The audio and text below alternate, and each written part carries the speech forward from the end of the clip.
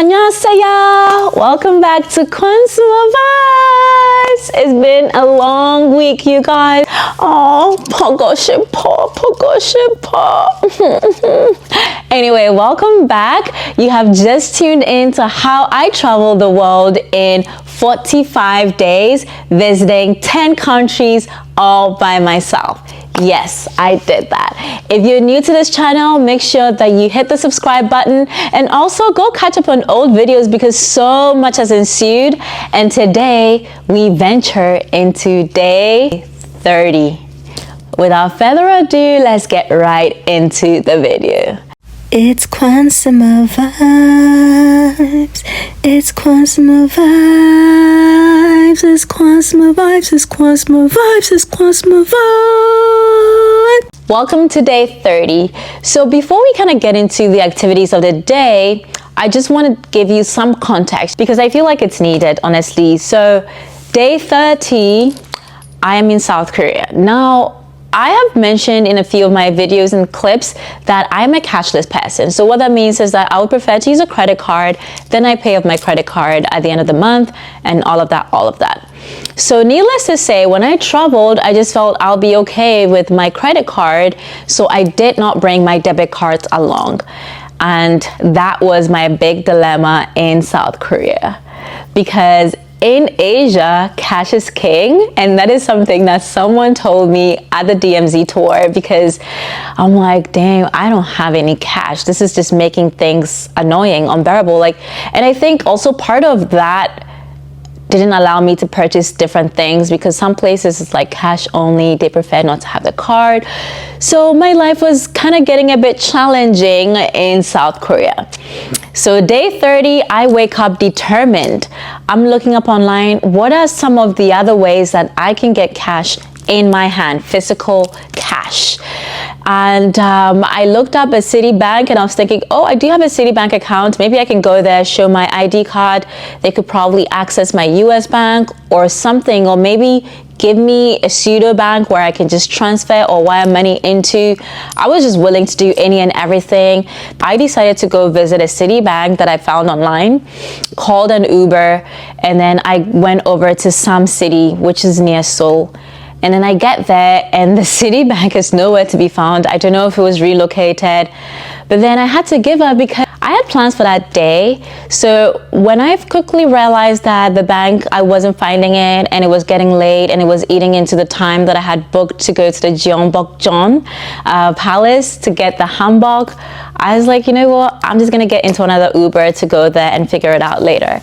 So I took an Uber and I went to the rental place to pick up my Hanbok. That was an amazing experience because when I went there, you could select whatever hanbok you wanted, and then you could get your hair done if you wanted, done back in the day style, like historic, like Joseon era style. Then you could just walk to, when you're wearing the hanbok, you can just go for free to the Gyeongbokgung palace. So that's what I did. I went by myself and I had my camera with me with a tripod, so I was able to take photographs of myself, and it just felt so magical. I felt like I was teleported into historic shows. It was really such a breath of fresh air. I had the amazing time wearing that. Now, that late afternoon, I had also made plans to go to a K-pop dance class.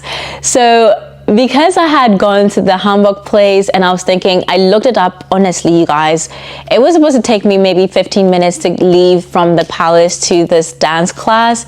Now, what I didn't bargain for was traffic.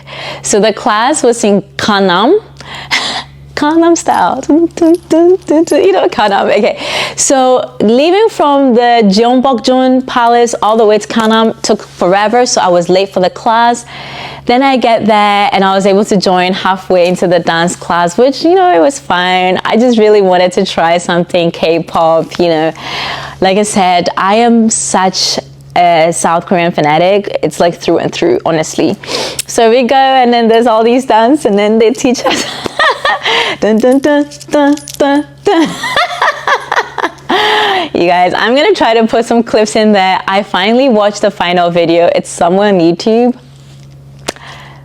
I don't know if I want to share it all with you, but I'll share clips of the parts that I think I look okay.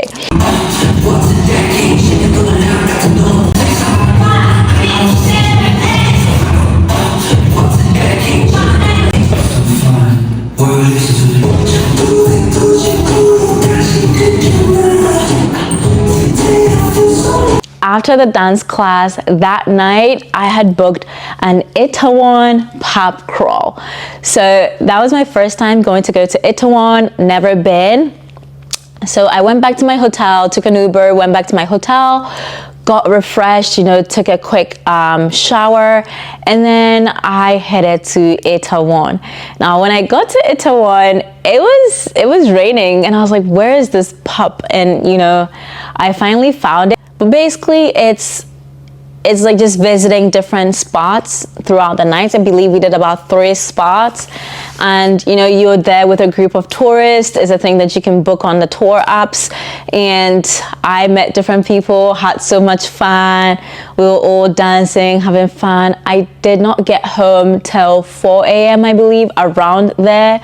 After that, because I hadn't eaten all day, you know, because of all of the rushing from looking for the band, going to the Hanbok place, going to the K-pop dance place, I hadn't really eaten anything. So it was finally around dawn that a couple of us from, you know, the group, we went to go get something to eat, and then went back to the club a little bit before we left. Now, even when we're leaving, the night was still going. That place was really a vibe. If I go back to South Korea, definitely going to Itaewon. Definitely will go and check that out. It was such an amazing experience. And then after that, I got home, like it was maybe 5 a.m. when we finally got an Uber. It took forever and I had to walk. Like me and another person that I had met, he's from Austria, I believe. We walked all the way to get an Uber because it was just so hard to get an Uber right in the middle of the Itaewon place.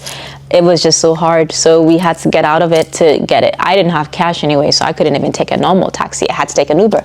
So I felt it was very gracious of him to walk me, and he also was looking for a ride to get back to his hotel, and we lived at different parts of the town. So I was going back across the Han River to Gyeongbokgung, and then he was going somewhere else. So got home 5 a.m.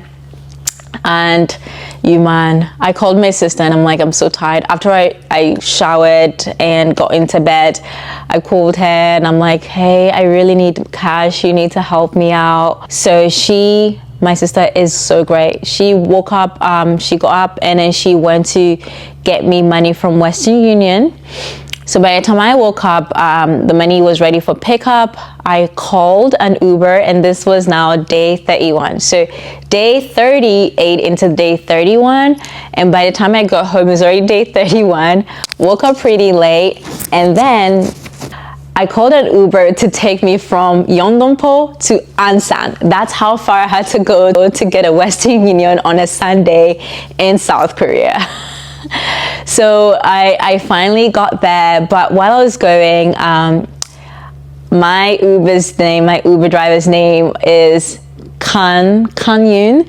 So because I can read Hangul, the Hangul letters, I can read it, and I was like, 안녕하세요, Kan 씨, you know, to say, you know, Mr. Kan, and then he's like, do you speak Korean? And I was like, like small, just a little. And then he said, oh, okay. He said, talk to me on, you know, we had a good ride, honestly. That ride was about 40,000 won. So that cost me about like $28 maybe. Yeah, it was almost like that, but it was a really far distance. We had to kind of go outside of Seoul to get to Ansan. And after the ride, he told me to take pictures of his photo book. He wanted me to see some things, and I'll share that because he really was fun. He said he had a daughter in the United States. She was in school in San Francisco, and she's doing all these things, and it was quite a pleasant ride, honestly. And I finally got to the Western Union in Ansan. There was a queue there, so I wrote my details down, sat down, and then Finally, I was called and I received hard cash, you guys, hard cash. Right after that, when I came out of it, across the street from the bank was a Mixu. I don't know if I'm saying it right, but it was a smoothie place. And I'm like, I need to treat myself with cash for the very first time. So I went and then I paid for the drink, sat down, drank that a little bit. Then as I was walking to go to this train station, because there was a train station near there, which would have been so cheap for me to take that to get to Ansan. But no. As I was walking to the train station, I came across this restaurant. I'm like, you know what? Let me just try it. It was another Korean cuisine. And I'm like, I've not gone wrong with any of my Korean choices. I'm excited to do that. So I went there and I ate some of the food. It wasn't that good in my opinion. Honestly, that was a very fast disappointment that I've had with the food while I was in Korea. But I was just thinking maybe it's because it's Ansan, you know. And also, I think I wasn't feeling quite all right. I don't know if it was the food that I had around Itaewon and then that. So all that combined, my stomach was just going crazy. So I left the place and then I walked all the way to the train station. Luckily, they had a restroom near there. And let me tell you, Korean restrooms, public restrooms, you can literally sit on the floor. Like, if I'm out and I need to use the bathroom really badly, I would rather go to a hotel to use their bathroom than to go to any public restroom. I'm not somebody that likes to do that, but nature was calling, you guys. I didn't have a choice. And I was so glad that the place was so sanitary. It was so hygienic. And the same way that I found it, the same way that I left it. Then I finally found the train station, and that was my very first experience to Korean trains.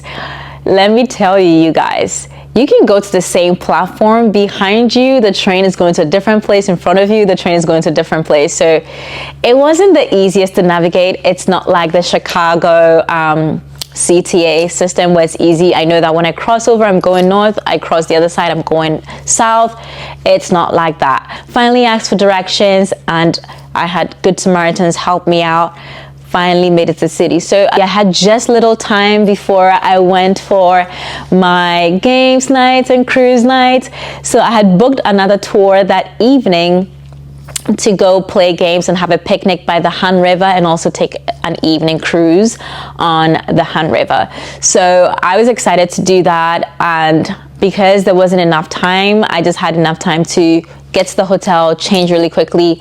I had similar clothing. It's the same type of shirt. Like if I show you, you'll think, I don't know that she changed, but I did change. I changed and I went to play the games. I met Honey, I met other people, other travelers. It was great, and we took some photographs, we played some games. It's like, you know, what is that thing called?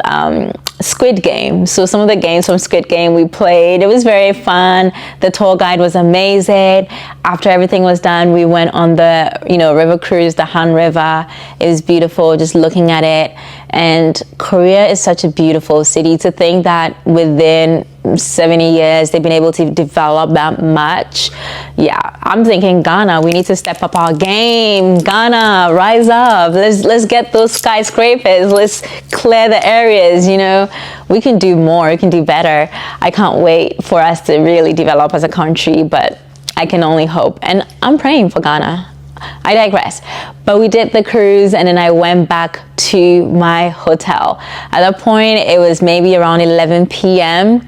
The next day, day 32, I had a huge plan and I cannot wait to tell you about it. You're gonna have to wait because so many things were going on in South Korea, and let me tell you, it was just busy. It was very busy.